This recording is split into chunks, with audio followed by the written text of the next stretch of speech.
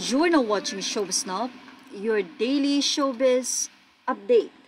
Marami nga ang hindi natuwa sa mga naging revelasyon ni OG Diaz sa kanyang vlog matapos sabihin nito na unconfirmed na tila sa kanyang source nang galing na split o hiwalay na nga daw ang Katniel.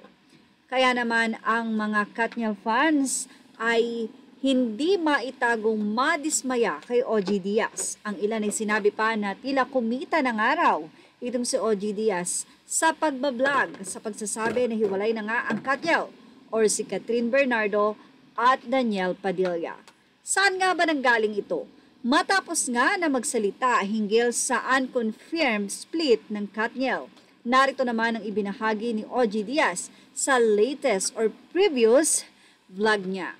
Una sa lahat, sinasabi po namin dito, hindi po yon confirmed. Yun nga nay, hindi daw pala confirmed, bakit po natin binabalita? Yun nga yun kasi yung nakarating sa aming balita. Ano yun? Gusto nyo i-confirm namin pero hindi naman talaga confirmed. Tsaka yung iba naman kasi nagbabasa lang ng top bill, ng title ng clickbait. Bakit hindi nyo kasi panuuri ng buo? Mama Lloyd then recalled how Carla Estrada surfaced to deny split rumors noong October. Tulad nito, yung kay Danielle, kay Katniel, na wala naman tayong naririnig tungkol doon para pabulaanan yung mga lumalabas, yun ang hinihintay namin. Yan nga ang naging depensa naman ng nasabing talent manager matapos nga siyang i-bash ng mga netizen. Ito'y matapos ngang tila kumpirmahan din. Hindi man sila nagsalita, pero kinumpirma ni Danielle Padilla na walang split na nagaganap sa kanila ni Catherine Bernardo. Matapos ngang mag-post sa story niya, itong si Danielle na kasama si Catherine, latest photo nila, at doon ay tila medyo nagsalita ng hindi maganda si Danielle Padilla. Pero anyway, wag na po nating sabihin yung pinaka-word. Pero kamakailan lamang din ang kapatid naman ni Danielle ay nagbigay din ng mensahe kay Catherine.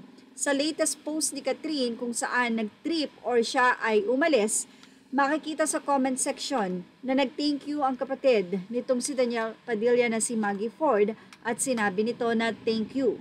Isa itong bagay na masasabi mo na sa trip na yon na ibinahagi ni Catherine Bernardo sa kanyang Instagram ay masasabi nating kasama ni Catherine Bernardo ang family ni Danielle Padilla. Well, na-update na po natin dito yan.